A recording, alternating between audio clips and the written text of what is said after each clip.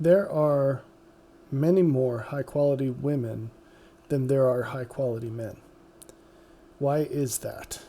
Well, in short, the reason is that women want men they can look up to, and they score men on mostly Pareto distributed attributes. And what that means, you should definitely know what the Pareto distribution is. You can look it up.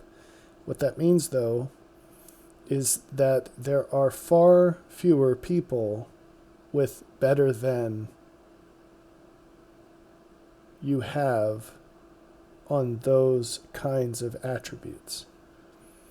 So what's an example of a Pareto distributed attribute? Courage. The number of people that have more courage than you do is going to be less than the number of people who have less courage than you do. And this is basically true anywhere you land on that attribute. So if you're a woman who wants a man who's more courageous than you, there are fewer men with that quality than there are women with that quality, based on where you are, and it doesn't matter where you are.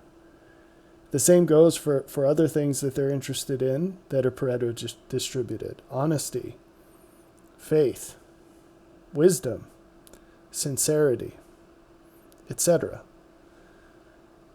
There are attributes that women are interested in that are normal distributed, such as beauty and IQ. However, even in these attributes, there are fewer men than women who have greater than she has in those attributes. Whatever the variation may be between them all, so for example, I don't believe that women are as intent on finding a man that's more attractive as they are finding a man who, for example, makes more money.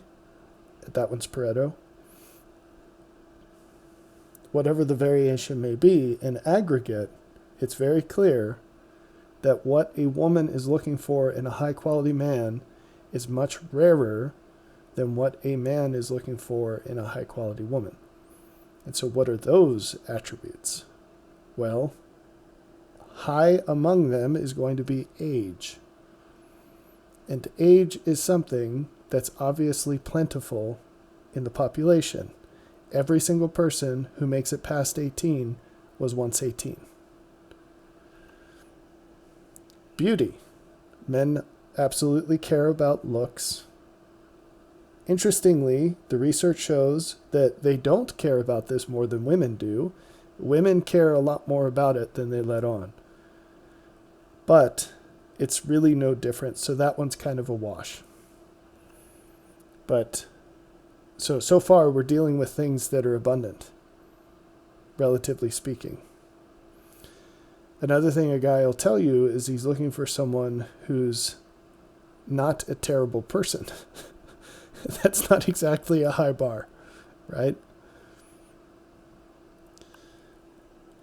A guy is going to be interested in qualities that are Pareto distributed, but they're massively less important for him than they are a woman. He's not looking for someone who's better than him in those ways.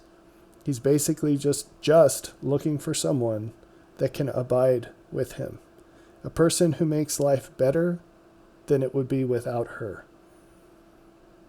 Comparatively speaking, that is a very low bar.